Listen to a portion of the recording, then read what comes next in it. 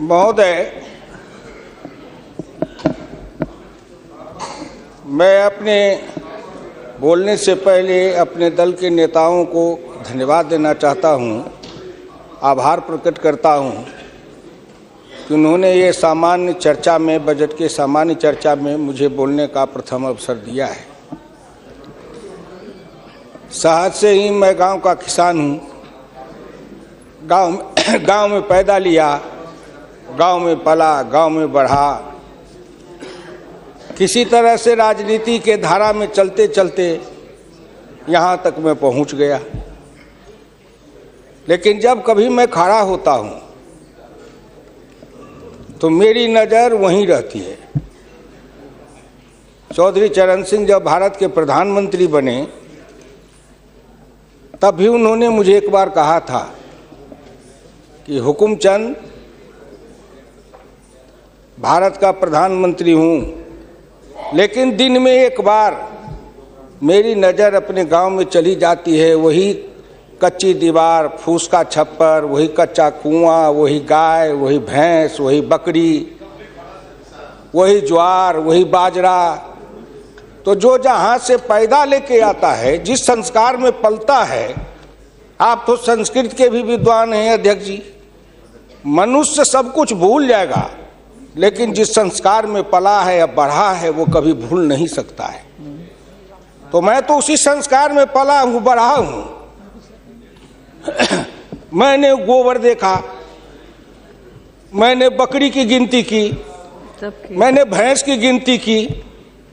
अब संजोग से लोकसभा में आया हूँ तो वो आंकड़े की गिनती करनी पड़ती है। Fiscal deficit, revenue deficit. अब मेरे जैसा आदमी उसमें उलझ जाता है कि बकरी गिनूं कि भैंस गिनूं कि डिफिसिट गिनूं। यहाँ आके डेफिसिट गिनो, वहाँ बाद में गिनो। और हम तो केवल वही खोजते हैं। जैसे युद्ध के बाद, सीता माता के साथ युद्ध जीतने के बाद, लंका विजय के बाद, जब बानर भालू के बीच में मणि की माला वितरित की जा रही थी तो वो सब दाने को तोड़ तोड़ के बंदर देख रहे थे। सब हंस पड़े बड़े लोग कि आखिर बंदर बंदर तो है, ये माले क्यों तोड़ रहा है। पूछा कि तुम इस दाने को क्यों तोड़ रहे हो? तो कहा मैं इस हर दाने में सीताराम की मूर्ति देखना चाहता हूँ, और जिस दाने में सीताराम की मूर्ति नहीं हो मेरे लिए निरर्थक है।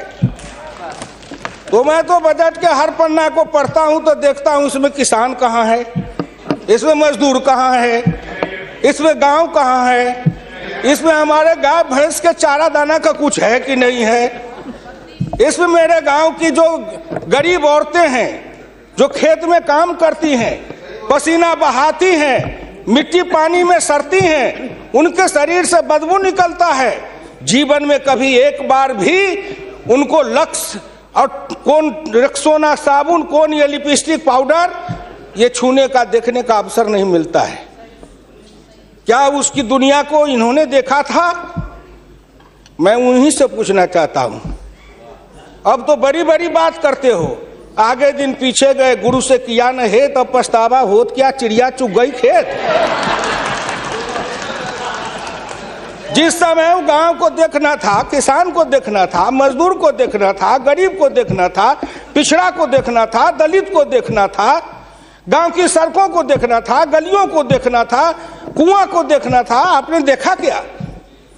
आप तो देखते रहे कहीं। ये दो हिंदुस्तान, एक हिंदुस्तान में दो हिंदुस्तान आपने बनाया।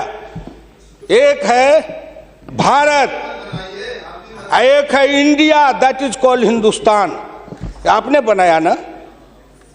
मैं आज भी कहता हूं, अगर मेरे गांव के किसी को उठावे, आंख में पट्टी बांध दे, हिंदुस्तान के कहीं भी, उड़ीसा हो, बंगाल हो, कहीं हो, किसान को लावे, गांव में आंख पर पट्टी बांध दे और एक बार इंडिया गेट पर उसकी आंख को खोल दे, उसको लगेगा कि हम स्वर्ग में चले आए, कि बैकुंठ में चले आए, कि इंद्रपुरी चले आए। इतना का अंतर है। मैं 1977 में एमएलए बन के आया, इंडिया गेट के किनारे पैदल टहल रहा था, एक बड़ी गाड़ी में एक बड़ा कुत्ता जा रहा था, वो अपने मुंह को निकाल के जी लपलपाते जा रहा था। मैं गांव का आदमी खड़ा होकर सोचने लगा कुत्ता जरूर कुछ कह रहा है। मैं एमपी था, कभी दिल्ली देखा नहीं था, मेरे अंदर से आवाज आई कि कुत्ता कह रहा है क्या है, तू गांव का किसान, गरीब, मजदूर, पिछड़ा, दलित, तू क्या जन्म लेके करने आया है? तुझसे मैं सौभाग्यशाली हूं। देख, मैं ठंड गर्म गाड़ी में बैठा हूं, केक खाता हूं, ऑमलेट कटलेट खाता हूं, गद्दे पर सोता हूं। तुमने देखा हिंदुस्तान, तुमसे अच्छा मैं हूं।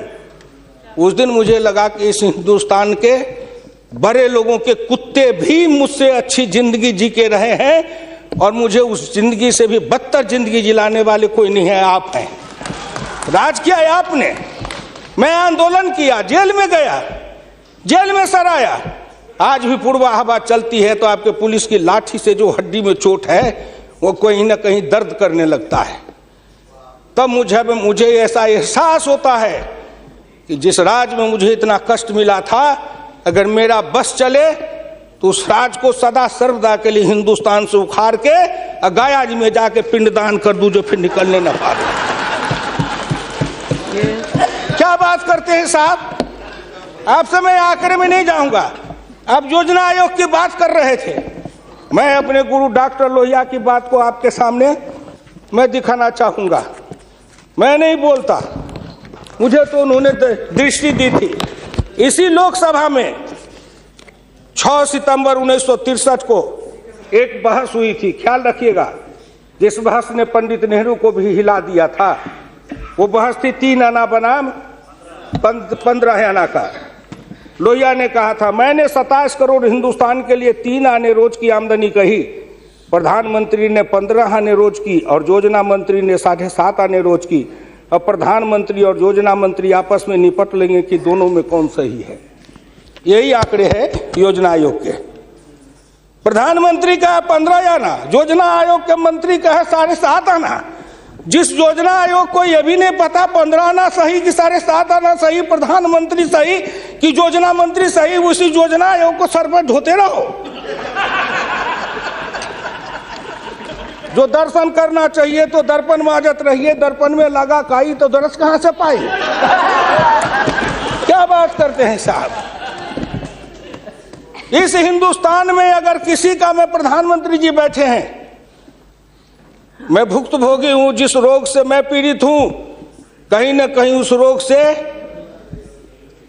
आप भी पीड़ित हैं। बीरप्पा मोइली जी, आप भी पिछड़े वर्ग से हैं, मैं भी पिछड़े वर्ग से हूं। का दुख जाने दुखिया की, का दुख जाने दुखिया माए, जाके पैर न फटे बीमारी, सो का जाने पीर पड़ाई। आपके मल्लिकार्जुन जी भी उसी दलित समाज से हैं। आपने सामाजिक पीड़ा को झेला नहीं है, भोगा नहीं है। इस हिंदुस्तान में अगर सबसे बड़ा कारण और सबसे बड़ी चीज अगर रही है सनातन काल से, तो वह हिंदुस्तान की जाति प्रथा। उस जाति प्रथा के कारण क्या क्या नहीं भोगा हमने और क्या नहीं भोगते हैं। अभी अभी चुनाव हो रहा था, श्री नरेंद्र मोदी जी के लिए कोई कह रहा था, मेरे ऑफिस के आगे चाय की दुकान खुलवा देते हैं, फुटपाथ पर जाओ चाय की दुकान के लिए दुकान दे देते हैं। और कुछ कहने के लिए नहीं मिलता है लोगों को? नहीं मिलता है क्या? क्यों उपहास करते हो? मैं लोकसभा में हूं, अगर कोई कहे शरद यादव गए थे चुनाव लड़ने के लिए अमेठी में, लोकदल से नारा लगा था, शरद यादव वापस जाओ, लाठी लेके भैंस चराओ। कर्पूरी ठाकुर जैसा नाई का बेटा गरीब, जिसके नेतृत्व में बिहार में इतना परिवर्तन किया, वो बिहार का मुख्यमंत्री बना, 27% आरक्षण दिया, हाई स्कूल तक फीस माफ किया, मिडिल स्कूल तक फीस माफ किया, 5 एकड़ से मलगुजारी माफ किया। और कर्पूरी ठाकुर के लिए नारा लगा था, कर्पूरी ठाकुर दिल्ली जाओ, छुड़ा लेके सैलून खोलो। क्या क्या नहीं सहा हूं, क्या क्या नहीं देखा हूं, इसलिए दिल के अंदर वो दर्द और पीड़ा है। क्या आखिर कहीं ना कहीं मुझे यह भी लगता है, क्या हिंदुस्तान के पिछड़े और दलित समाज के लोगों ने अपराध किया था कि उसमें जन्म लिया? किसी ने भगवान के यहां दरखास्त दिया था कि मुझको तेली बना दो, मुझको लोहार बना दो, मुझको कुर्मी बना दो, मुझको कहार बना दो, मुझको अहिर बना दो, मुझको कलवार बना दो? कोई दरखास्त देके तो नहीं आया। आज वित्त मंत्री जी को धन्यवाद दूंगा, प्रधानमंत्री को, कि उन्होंने बजट में कुछ ऐसी योजनाएं बनाई है जिससे हिंदुस्तान के जाति प्रथा के बंधन को ढीला करने का अवसर मिलेगा। जब उनकी आर्थिक चेतना बढ़ेगी, आर्थिक विकास होगा कब? जब गांव में पैसा जाएगा तब, गरीब के हाथ में रोजगार जाएगा तब, उनकी आर्थिक उन्नति होगी तब कहीं जाके उनके जीवन में विकास होगा। आपने सोचा कि गांव का विकास कैसे होगा? क्या प्रधानमंत्री ग्रामीण सिंचाई योजना कोई मामूली है? खर्च पर पाबंदी लगाते हुए डॉक्टर लोहिया ने इसी लोकसभा में बहस करते हुए पंडित नेहरू से कहा था, मैं कुछ नहीं चाहता, एक काम कर दो, सारे लोगों के, बड़े लोगों के खर्च पर सीमा लगा दो, आय पर, आमदनी पर नहीं, खर्च पर सीमा लगाओ, इससे अधिक खर्च नहीं करेगा, और उससे जो पैसा बने उसके एक सिंचाई योजना बनाओ और 20 साल का बॉन्ड बनाओ। मैं कुछ नहीं कहता, केवल हिंदुस्तान के हर खेत में पानी पहुंचा दो, हिंदुस्तान की तरक्की हो जाएगी। डॉक्टर लोहिया इसी सदन में कहे थे। वो तो अग्रवाल थे, बनिया थे, उनको क्या जरूरी थी इस बात को बोलने का? लेकिन मैं कहता हूं कि हिंदुस्तान के गरीब, निर्धन, निर्बल और पिछड़ों का इस युग में अगर एकमात्र राजनीतिक मसीहा पैदा कोई लिया तो डॉक्टर राम मनोहर लोहिया थे, जिन्होंने जगाया, नेतृत्व को पैदा किया गांव के गली से। इसलिए मैं आपसे विनम्र प्रार्थना करना चाहता हूं कि अगर प्रधानमंत्री ग्रामीण सिंचाई योजना से हर खेत को पानी, हर हाथ को काम, दीनदयाल उपाध्याय जी ने कहा, डॉक्टर लोहिया ने कहा, 1 बीघा खेत और 1 गाय, अपनी खेती अपनी राय। हम तो ये लड़ते आ रहे हैं और आज वो सपना साकार हो रहा है। इसलिए मैं आपसे विनम्र प्रार्थना करना चाहूंगा कि सवाल है दृष्टि का, दिशा का और संकल्प का। आपकी दृष्टि कुछ और थी, अब दृष्टि बदली है। हिंदुस्तान के गांव के गरीब, पिछड़े, दलितों ने मिलकर कन्याकुमारी से कश्मीर तक, कामरूप से द्वारका धाम तक, इस आसान मान के साथ आपके शब्दों में, जिनको आप अपने ऑफिस के आगे चाय की दुकान खुलवा रहे थे, वो चाय की बेचने वाला, रेल के फुटपाथ पर पानी पिलाने वाला गरीब, निर्धन, जिनकी मां मजदूरनी का काम करती थी, ऐसे के बेटा को भारत के प्रधानमंत्री की कुर्सी पर बैठाया कि नरेंद्र मोदी आएगा, भारत का प्रधानमंत्री बन जाएगा, गांव गरीब, किसान, मजदूर के भाग्य चमक जाएगा। उन्होंने इसलिए सपना को देखा है। प्लीज वो हो जाएगा क्या? ये 9 महीना में हो जाएगा। आप नेता बोलते थे, मैं सुन रहा था, मुलायम सिंह आदरणीय बोल रहे थे, मेरे साथी हैं, वर्षों तक समाजवादी आंदोलन में लड़े, कि 9 महीना में तो बच्चा पैदा हो जाता है। मैंने कहा कितनी वैज्ञानिक बात कर रहे हैं, ये तो वैज्ञानिकता है, प्रकृति का नियम है, 9 महीना में बच्चा पैदा होता है। लेकिन जो बच्चा पैदा होता है, क्या वो बच्चा 9 महीना में फिर बच्चा पैदा कर देगा क्या?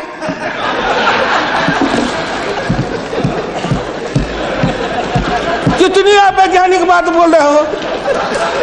इस सरकार का 9 महीना हुआ, 10 महीना हुआ, सरकार पैदा हुई, अब क्या सोचते हो? आप क्या सोचते हो? इसलिए आपसे मेरी विनम्र प्रार्थना है कि संभलो, अभी भी आप संभलिए, प्लीज अभी आप संभलिए। आप बजट को क्या समझते हो? आप बसीर रहिए। मैं वीरप्पा मोइली साहब नहीं हूं। वीरप्पा मोइली साहब आंकड़े बता रहे थे, मैं उन आंकड़ों का जवाब दे रहा हूं कि आपने इतने दिन ये आंकड़े अब हमको पढ़ा रहे हैं। आपने क्या आंकड़े पढ़े थे? आपने आंकड़े पढ़े? 1951 में किसान थे 71.9%, 211 आपका राज, घट के हो गए 45.10 पॉइंट, 26.08 पॉइंट, किसान गायब हो गए। कहाँ गायब हो गए? कहीं नहीं गायब हुए।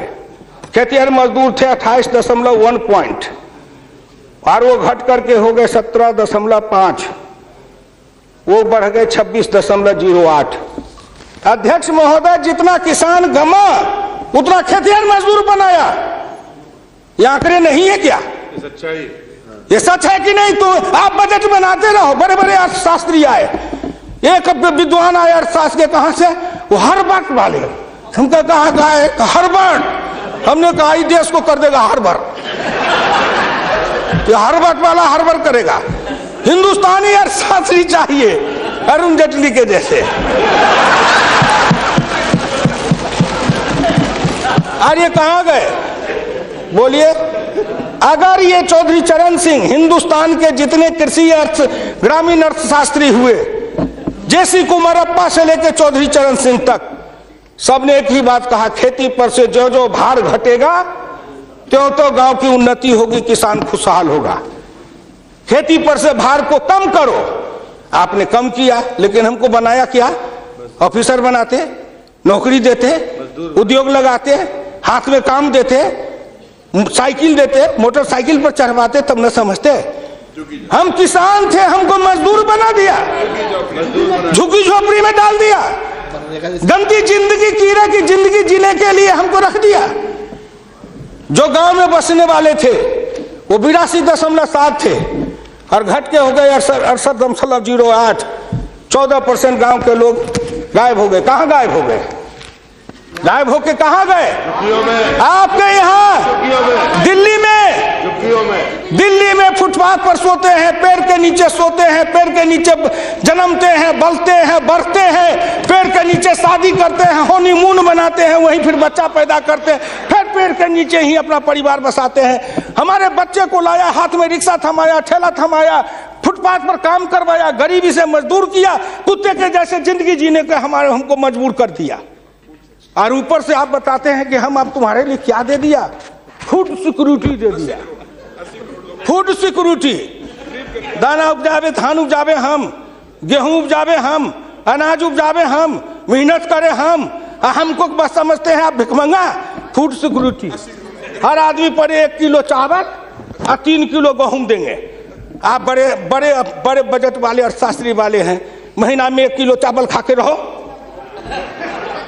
एक आदमी 3 किलो गेहूं खा के रहो। ये गरीबी का उपहास है, हमारी निर्धनता और गरीबी का उपहास है। आओ आओ, 1 किलो चावल देते हैं, 1 महीना में खाओ। महीना में 26 रुपया, जिसकी रोज की आमदनी आप कहते हो गरीबी रेखा के नीचे है, और चावल गेहूं बांटेंगे 70% को। क्या आंकड़ा है आपका? यही बजट बनाते थे ना, मैं उसी को कहता हूं, यही आपका आंकड़ा। गरीबी, चावल गेहूं खाए 70-80%, हमको कहो गरीबी की रेखा के नीचे है 26%। कबीरा बाँचे आखिन लेखा, पंडित बाँचे पोथिन लेखा। हम तो आंख से जो देखते हैं वो बोल रहे हैं। आपने क्या किया? हम कम किए, कहते हैं किसान किसान किसान किसान विरोधी है। हिंदुस्तान में 90-91 में 185.2 मिलियन हेक्टेयर खेती की जमीन थी, और आपके राज्य में 2011-12 में 182 मिलियन हेक्टेयर हो गई। ये जमीन कहाँ गई? हम खा गए? हमारे गांव के लोग खा गए? कौन खा गए?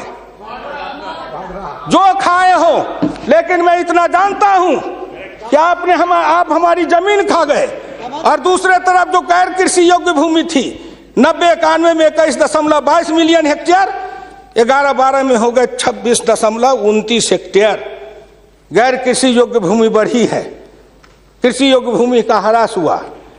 उल्टे बात कहीं पर निगाहें, कहीं पर निशाना। न कुछ मिले तो कुछ कहिए, न कुछ मिले तो विरोधी में गए तो कुछ न कुछ तो कहना है ना, नहीं तो दुनिया कैसे देखेगी कि विरोधी का काम कर रहे हैं।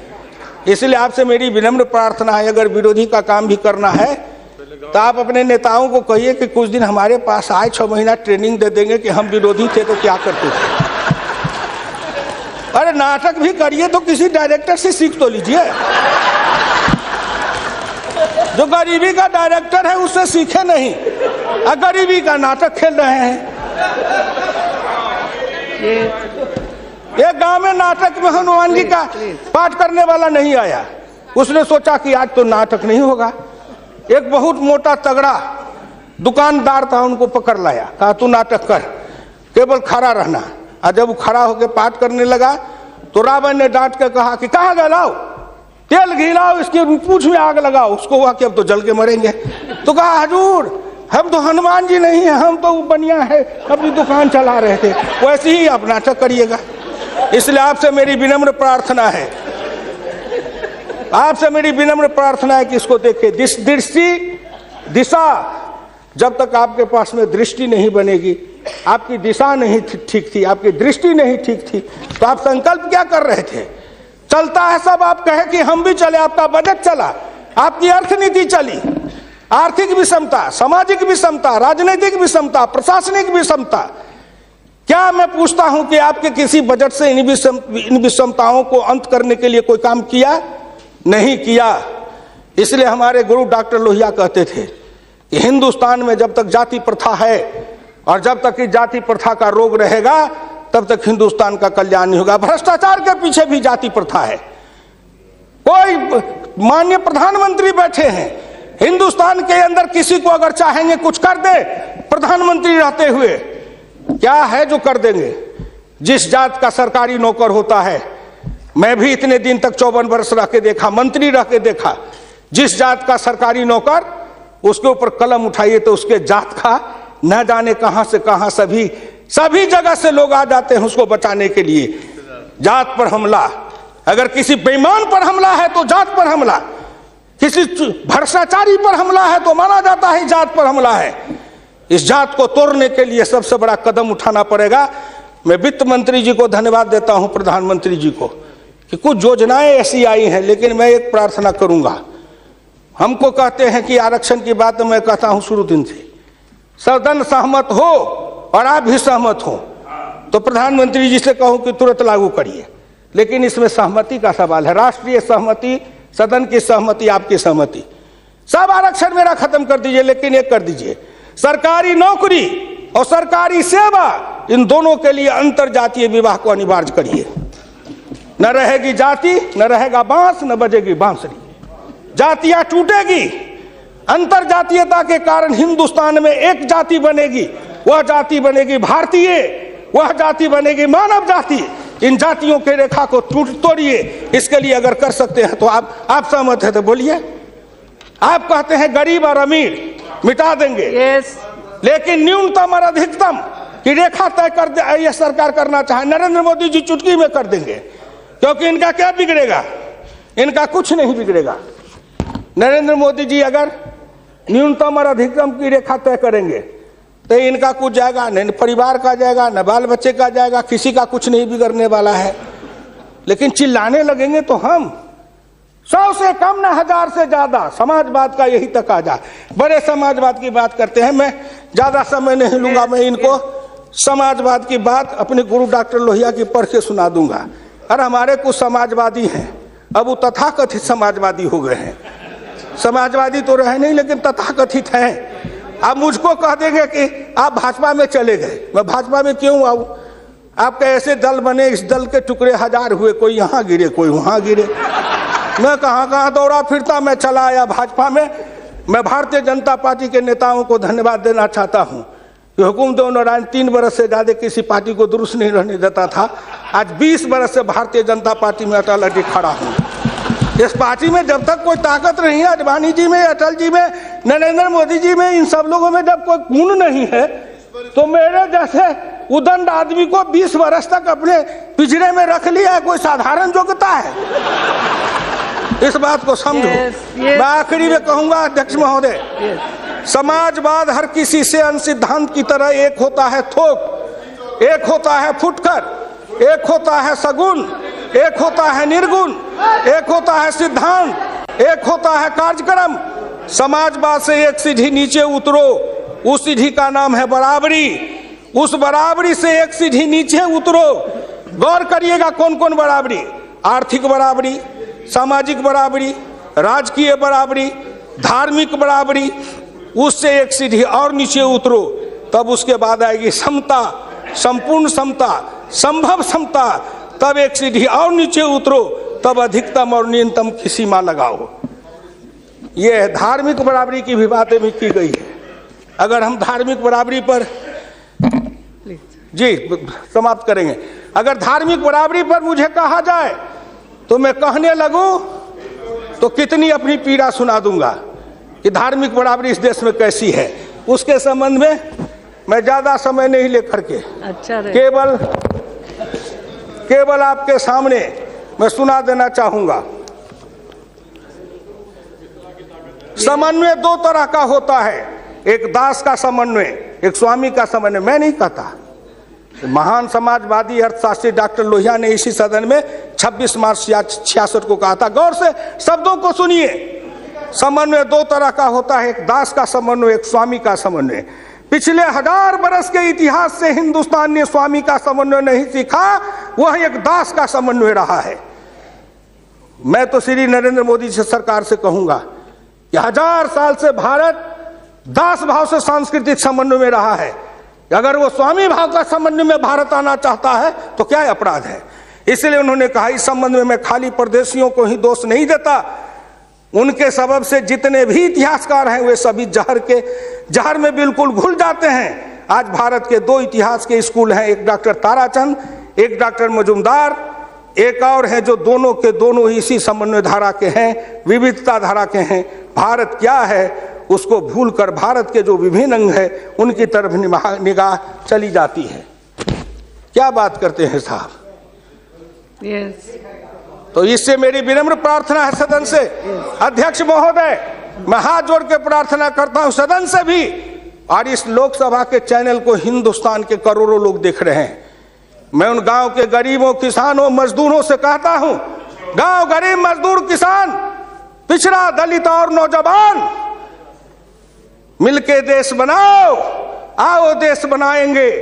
और नरेंद्र मोदी के प्रधान रहते हुए एक बार नहीं, अगर हिंदुस्तान में आपने जितने दिन रहा, एक बार में तो थोड़ी सी रेखाएं बनाई जाएगी, दूसरे बार में मिट्टी डालेंगे, तीसरे बार में तब न पिचिंग करेंगे।